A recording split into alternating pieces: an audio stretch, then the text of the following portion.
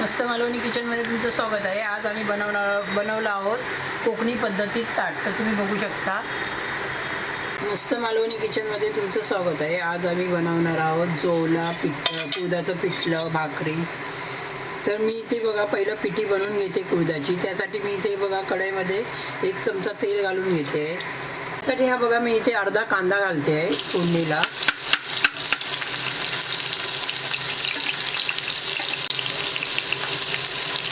दोन आहे बघा लसूण पाकळ्या घालते। तुम्हाला आवडत असेल तर वापर करा, नाही केला तरी चालेल।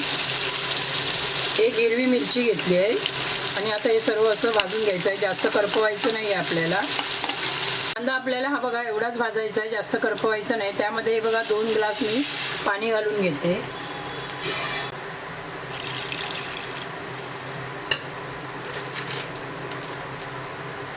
तर तुम्ही बघू शकता हे बघा 1 वाटी मी पीठ घेतलंय कुळदाचं।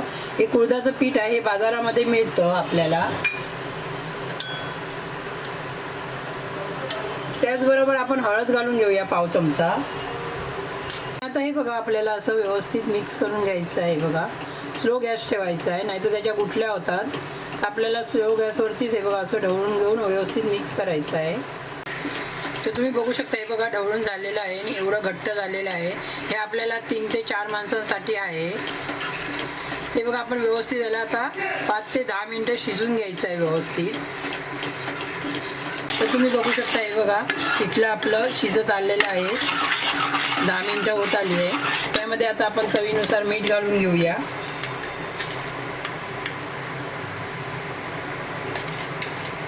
हे बघा चवीनुसार आपण मीठ घालून घेतलंय आणि आता व्यवस्थित मिक्स करून 2 ते 3 मिनिटं परत शिजून घेऊया।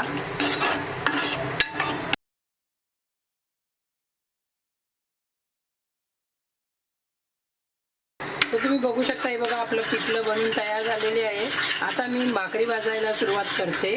ते आता आपण साईडला उतरून ठेवूया। तर तुम्ही बघू शकता हे बघा नाचणे, ज्वारी आणि तांदूळ मिक्स करून दळून घेतले होते। त्याचं मी पीठ घेतलं आहे बघा भाकरीला। तर त्यामध्ये हे बघा आपल्याला आता गरम पाणी घालायचं आहे एकदम। हे बघा जेवढं लागेल तेवढं गरम पाण्याचा वापर करायचा आहे आणि हे बघा चमच्याने सगळं व्यवस्थित मिक्स करून घ्यायचं आहे आणि व्यवस्थित असं घट्ट मळून घ्यायचं आहे।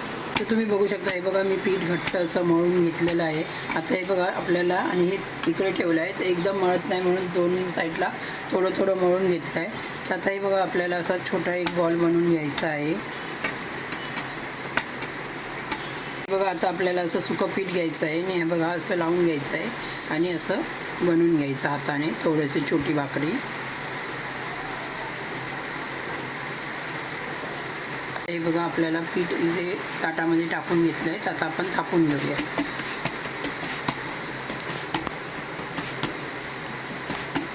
तर तुम्ही बघू शकता हे बघा भाकरी मी थापून घेतली आहे। आता आपण हा बघा तवा गरम करून घेतला आहे। तर तव्यावर आता भाकरी घालून घेऊया आणि आता त्याला पाणी लावून घेऊया। तर तुम्ही बघू शकता हे बघा मी भाकरीला पाणी लावून घेतलं आहे। आता आपल्याला हे पाणी सुकत आल्यानंतर ताबडतोब परतून घ्यायची आहे। थांबा जरा। तर तुम्ही बघू शकता हे बघा आता भाकरी आपल्याला परतून घ्यायची आहे। हे पाणी सुकत आल्यानंतर आपल्याला भाकरी परतायची आहे। तर आता हे बघा आपण परतून घेऊया व्यवस्थित अशी। तर तुम्ही बघू शकता हे बघा भाकरी व्यवस्थित अशी शेकलेली आहे। आता आपण परतून शेकून घेऊया व्यवस्थित।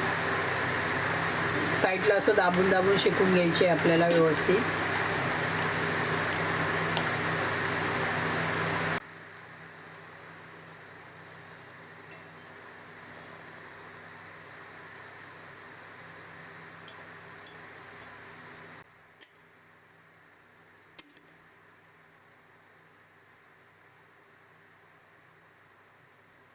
बघू शकता ही बघा ही भाकरी तयार झालेली आहे। अशाच मी या 4-5 भाकऱ्या बनवून घेते। तर तुम्ही बघू शकता हा बघा मी जोला घेतला आहे। तर आता आपण त्याच तव्यावरती भाकरीच्या जोला भाजून घेऊया। हा बघा जोला आता मी तव्यावर घालून घेते आणि आपल्याला ढवळत राहायचं आहे सारखं हे बघा आणि भाजून घ्यायचं आहे व्यवस्थित।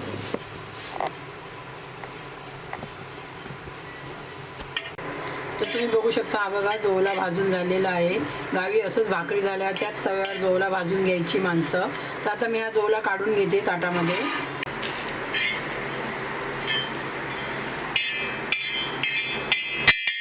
थोडा वेळ जरा थंड करून घेऊया. बघू शकता हे बघा मी इथे 2 सुके बोंबील घेतले आहे. ते आता मी गॅसवरती भाजून घेणार आहे. हे बघा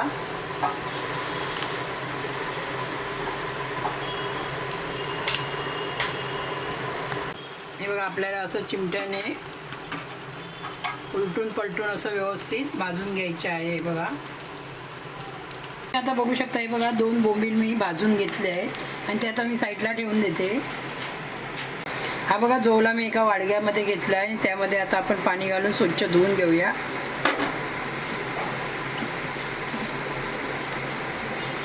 हा बघा एक कांदा घालून घेऊया बारीक कापलेला. हा बघा मसाला घालून घेते. चवीनुसार मीठ घालून घेऊया आणि 1 चमचा तेल घालून घेऊया. हे बघा हे बघा हाताने तसं मिक्स करायचं आहे आपल्याला. आता व्यवस्थित हा बघा मिक्स करून घेतला आहे. आता ताट वाढायला सुरुवात करूया. तर तुम्ही बघू शकता आता हे बघा मी ताट वाढायला सुरुवात केलेली आहे. तर इथे मी पहिली भाकरी वाढून घेतली आहे. आता हे बघा कुळदाचं आपण पिठलं बनवलं होतं घट्ट ते वाढून घेऊया. तर आता तुम्ही बघू शकता हे बघा एका साईडला आपण जोला वाढून घेऊया. हे बघा